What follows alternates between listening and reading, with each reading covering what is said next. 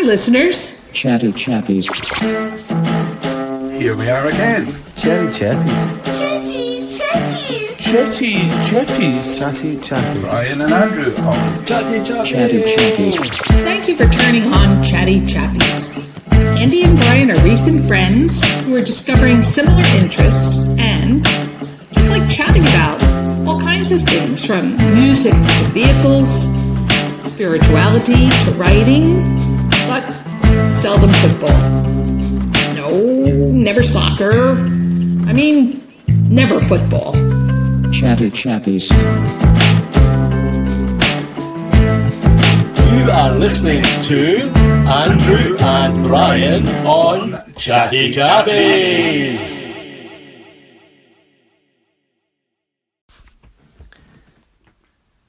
Well, Andrew, I'm amiss here because I've never actually asked you how you got on at your holidays.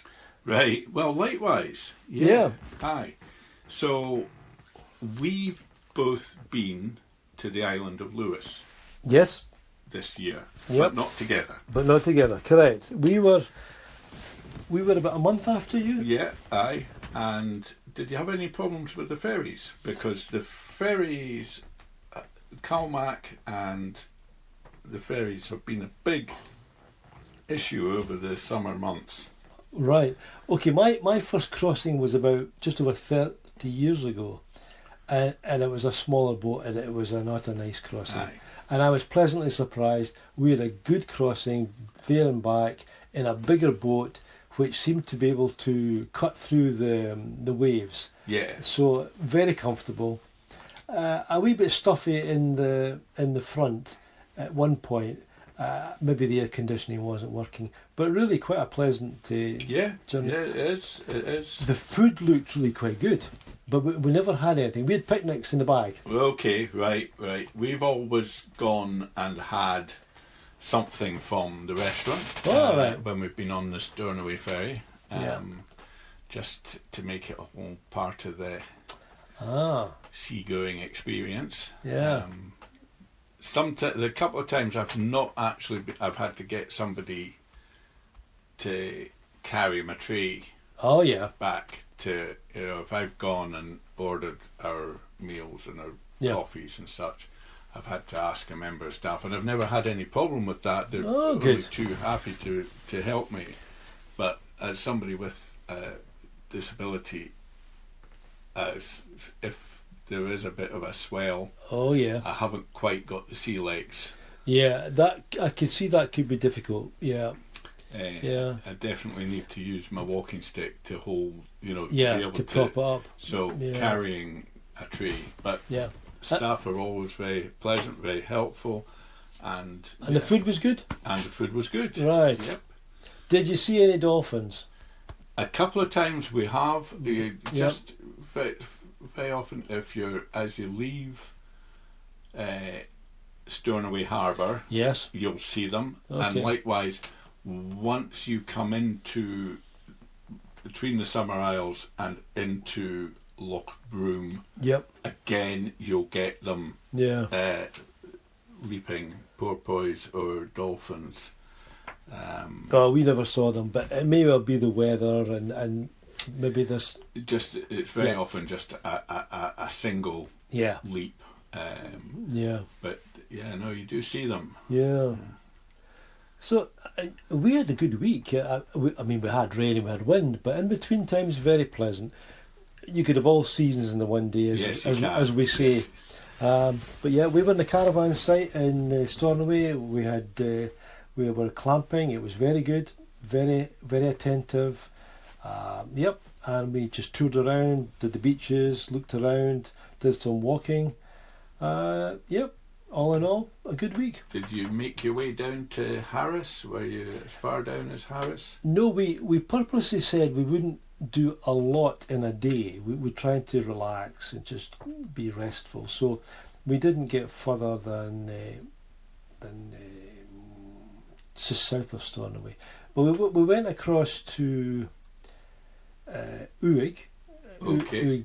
Beach. Oh yeah, I could talk to you about the Uig revival at some point, but Okay. maybe another day. That's right. But Uig Beach and along there, and we did up the west side. We didn't get quite as far north as Ness, but we're getting pretty close to it. And were you at Barvis? We were. Barvis, okay. Yeah. And of course, you just mentioned revivals, so those of us, those of our listeners who know us, we touch on the Lewis revival of the late 40s, early 50s. Yeah, yes. We actually, I've just made sidetrack a bit. We went to try and find the house of the two ladies, the Smiths, the praying ladies in their 80s. Yes. Christine and Peggy. I think one was blind. Yes. You know the story? So we knew that their house was next to the police station. So we went looking for the police station, which we thought was on, I think it was Shore Road or Shore Lane in Barvis. So we went down that road, but I think it must have been a newer police station there. But you know what? I knocked on the door of what I thought was an old lady, and it turned out it was a gentleman came to the door. And I said, we're looking for the police station. And he didn't know where it was. And then I said, well, it's an old police station. And then he sort of thought, well, I think I know where the police station is. So I explained to him about why I was looking for the police station, and because it was the Smith's house and about the revival. And he was very kind of cautious. Mm-hmm. Didn't want to say anything about knowing anything. Anyway, we had a chat, and he was able to point us in the direction of the old police station, which is right at the junction of the junction coming off the Shore Road.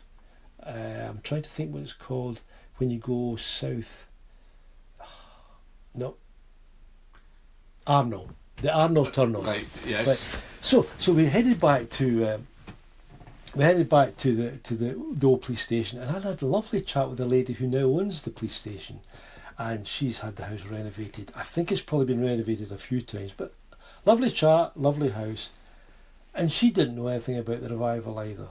But it's interesting, she said that there was one day a busload came and parked outside her house, and they had a picnic and they were there, and she wondered what was going on. So I explained about my understanding of the revival, and these two ladies were the praying engine probably for the revival. And she said that unfortunately the house next door had burnt down some time ago. But there had been a family who had lived in the house between the Smiths and the burning down of the house. So we did find the house for Peggy Smith and Christine Smith. We were actually at Martin's Memorial on the Sunday, and I spoke to a gentleman, a fellow bass player indeed. Okay. And he pointed us in the direction of a house in Arnold as well. And this is the Shaking House. Okay. I must show you the photograph. We've got one or two photographs with Francis and I at the front of the house. Yeah. So we found the Shaking House from the revival in 49, 53-ish. Now, can we just explain for people who are maybe not as read up on the Lewis revival what we mean by the shaking house, or the house that shook? Right, so at some point, well actually let's put it back into the story of the person we met. The lady who's in the house now, her father had been out on the hill at the shieling. Now the shieling is where you go in the summertime, and it's a small hut that you can have shelter in. And he was coming back, presumably had been looking after sheep. So he was coming back towards the house, and he saw a mass of row of black.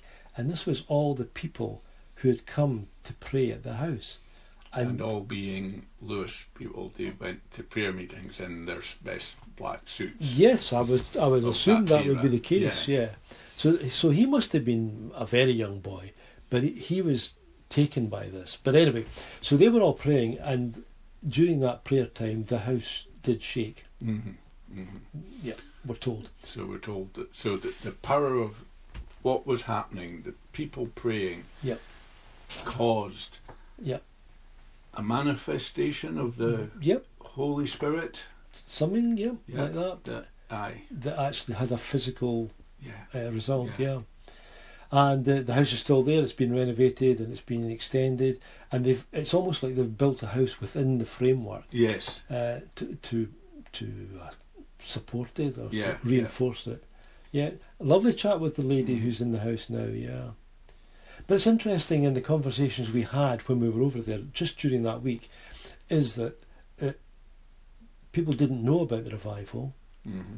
or denied it, or I don't think there was many Distancing themselves from. certainly distancing themselves. Yeah, in fact, I think one of the gentlemen I spoke to eventually did concede, I think would be the word, that his mother and auntie had been involved in the revival. Mm-hmm. Yeah, yeah, Which is sad that people. yes. Yeah. And there's mixed feelings, and it's not just across one denomination or another. It seems to be Yeah.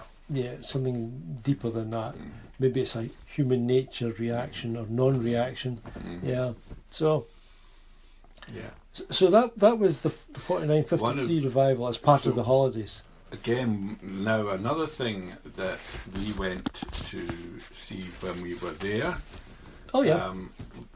From just outside Stornoway Harbour, we walked down to see the Islair Monument, the monument to the 205 mostly Royal Navy personnel coming back from the First World War. Oh yes. The ship. the ship, the His Majesty's yacht Islair, ran aground on the wee small hours of the 1st of January 1919 with a huge loss of life. It was a tragedy that Massive. swept through Oh the Western Isles, and in particular Lewis and Harris.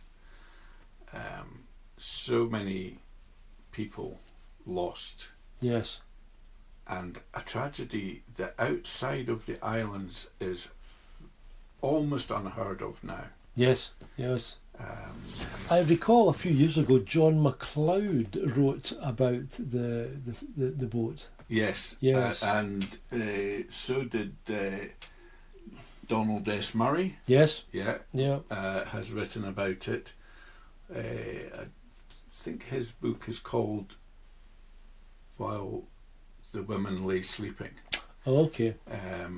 And there's also the book The Darkest Hour. Which, Yeah. Yeah. Mm-hmm. And just again afterwards, the islands just didn't talk about it. You just kept, you kept your own grief. You know, and so many families affected by it and can trace back now. Yeah. But you go down and there's there was a cairn raised in the 1960s, and for the 100th anniversary there was another development of a memorial. Yeah. And you can sit and just look out over the water, and when you see how close to shore Yeah. that so many lives lost, it's heartbreaking Oh yeah. to see. Heartbreaking.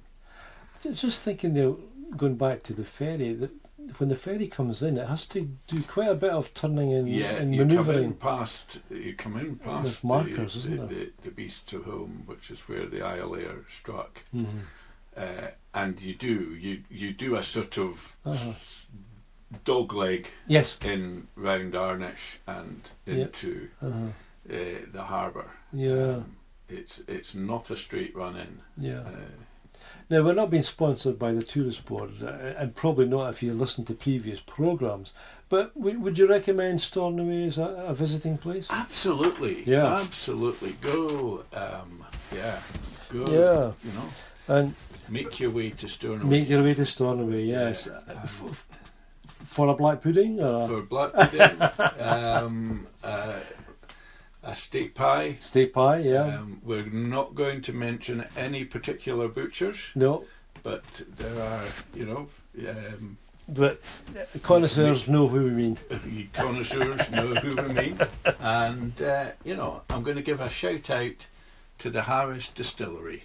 Okay. Okay. Were they good? Harris Gin down there at Tarbert. They're just coming out with a whiskey. It's, as they say, it's not quite there yet. Yeah. It's going to be known as Anherich, Okay. and I think it's going to be something special. Something to look forward to. Yeah.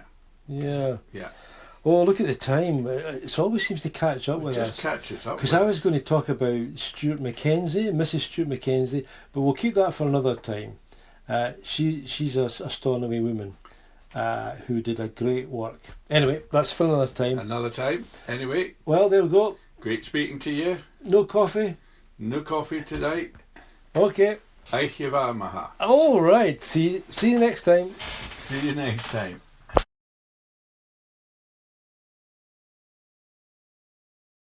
You were listening to another program of Chatty Chappies.